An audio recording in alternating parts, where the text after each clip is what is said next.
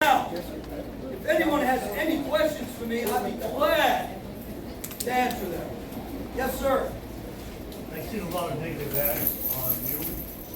Probably you. Actually, I haven't paid any attention to it. I haven't either because I don't believe it. Anyway, outside interests and sending millions. I get $1 million against you. And there's a good reason for that. And then in 1 3 years, they know that they're going to lose all the power. And the last thing is a lot of people are worried about pensions. They think Republicans are going to take away the pensions. But I know that's not true because when you pay into the Social Security system, that's a whole different thing. And that's where it belongs. But politicians have been robbing that for years and years. They say they pile of money in there. Oh, we're going to take that money. State of the Union do the same thing. Yeah, I agree with you. You know, they've been doing the same thing. Tobacco money, some other weird stuff coming in. They take that money and they who knows where that money goes. Anyway. Pic's here.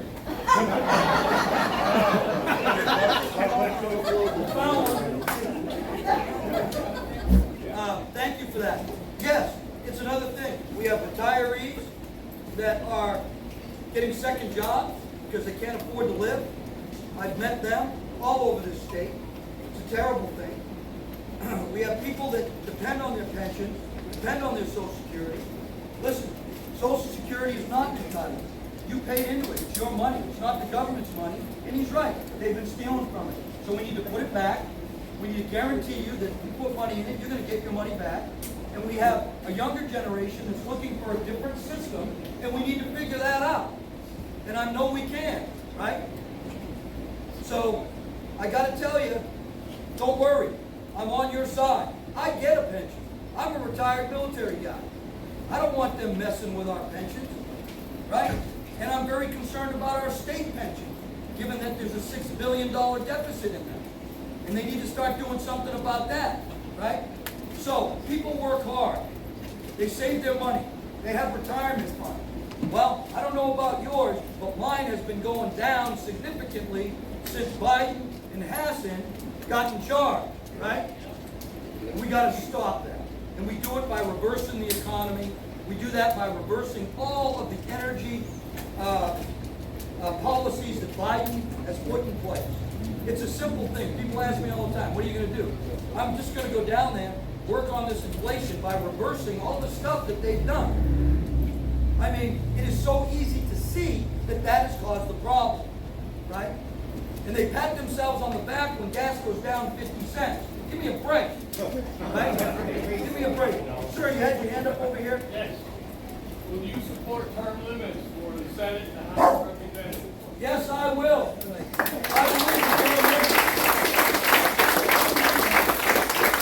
Term limits are hugely important, and I believe it's why we are in the problem that we are right now, because we created career politicians that special interests and lobbyists and very wealthy people have hijacked the system. You know, there's a common saying down in Washington, D.C.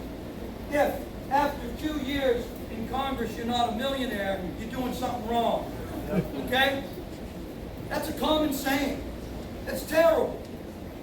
You don't go down there to become a millionaire. You go down there to serve. And you serve for a period of time, and then you come home and you serve in your community even more. Right? And that's what we need to do.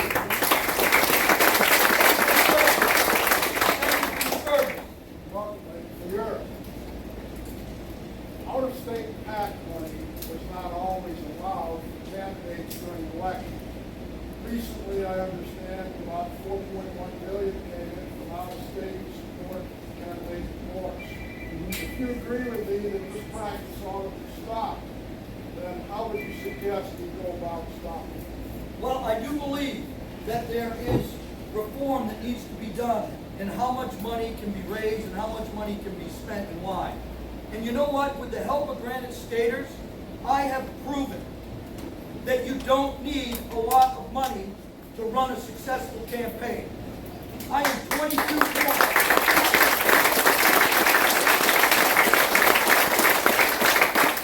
I am 22 points ahead of people with all the money.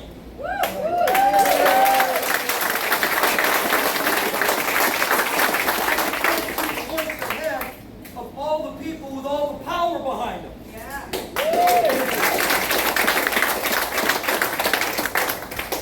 They have the power of individuals at the top.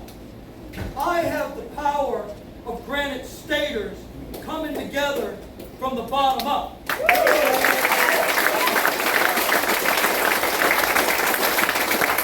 We together must decide that power and money is not going to drive how we elect politicians, how we elect our leaders, but instead character and integrity. That's it. Character and integrity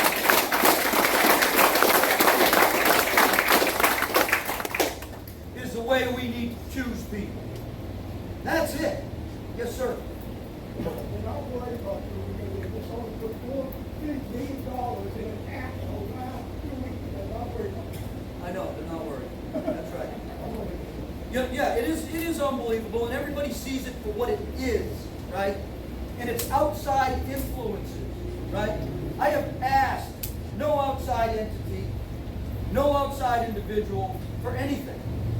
They have come to me.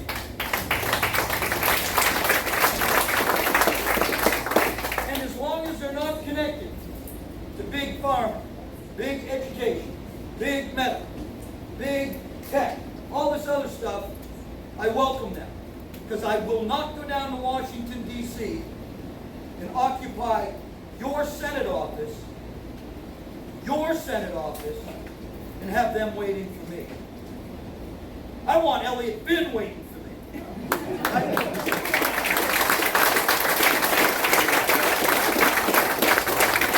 Yes, sir. Thank you, sir. John Hudson, New Hampshire. Yes, sir, I know you. Once you were sworn in, Yeah. you sent down to Washington, which committees do you have a preference to serve on?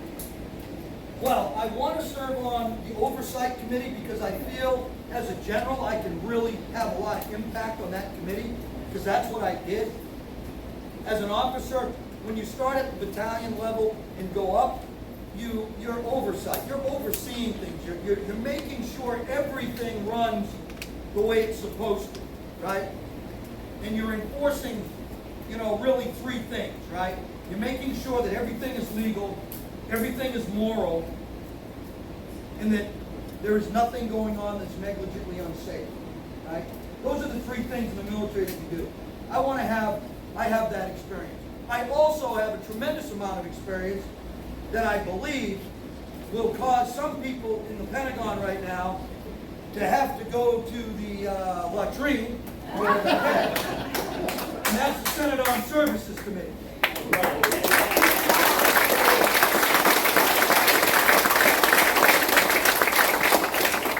And although I will be respectful, I know the questions to ask. The Oversight Committee on Intelligence is huge. It is huge. The Veterans Committee. Any candidate that stands up in front of you and pats themselves on the back for what they've done for veterans should be booed out of the room. The fact of the matter is that we have the highest suicide rates among our veterans that we've ever had. Homeless rates, unemployment rates, incarceration rates. It is uncalled for. We have been failing our veterans and their families for decades. It's wrong. Department of Defense has the highest suicide rates that it's had in its history. One feeds the other.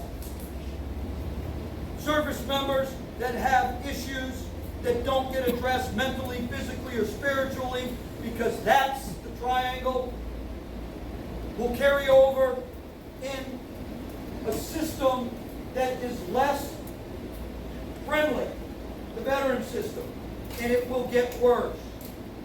And although there's many great people out there doing great things, I get all my care at the Manchester VA,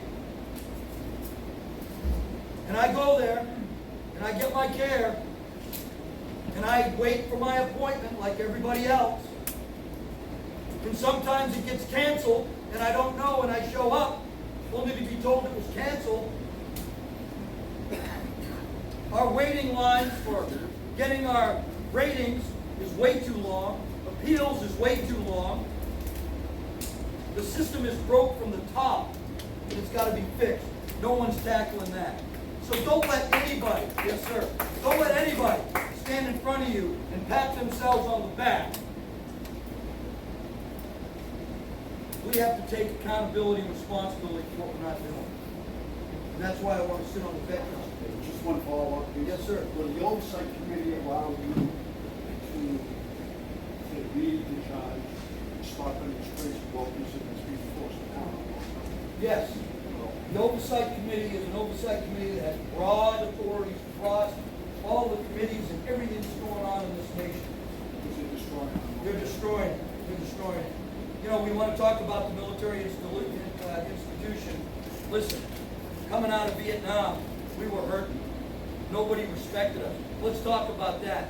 Let's talk about those great Vietnam veterans that our country threw to the side of the road, threw to the curb. That was terrible. A black mark on the soul of this nation that we'll never get back. That was wrong. But did they quit? Hell no. They stood up and they said, you know what? What happened to us will never happen to another generation of veterans. Never.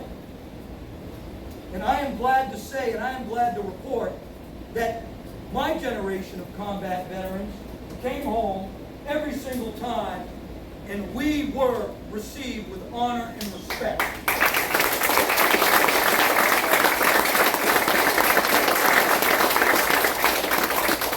One of the fundamental things that we lose in this society when we forget about our values and principles, and we throw God aside, and we forget about respect for each other. We got people in communities that are afraid to stand up because if they do, they'll lose their job. Or their child will get have some repercussions at school. Or they'll be ostracized. Or they'll get their house or car or something vandalized. What kind of America is that? That's not the America I grew up in. I grew up on Dartmouth Street. A good baseball throw from here. In the midst of Republicans and Democrats, people that voted for Nixon and Carter and everybody else, I never heard anything. I never heard people not being accepted because they voted for this person, they voted for that person, or they believe in this or they believe in that. I didn't hear that growing up. I didn't grow up with that.